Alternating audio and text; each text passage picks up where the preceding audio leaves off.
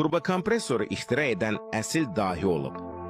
İlk olaraq, turbokompressor mühərrikin ixrac sisteminə qoşulur.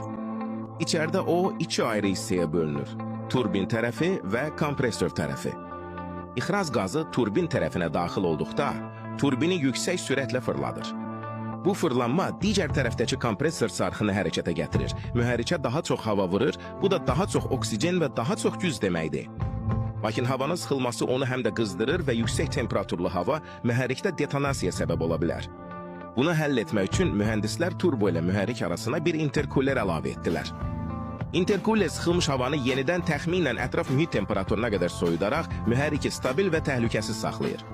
Turbokompressor həm də inanılmaz sürətlə fırlanır.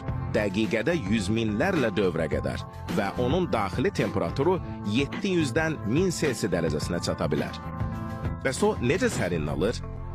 Mühərrik yağı yağ xətləri vasitəsilə turbokompressora daxil olur, valı və yastıqları yağlayaraq istiliyi kənarlaşdırır.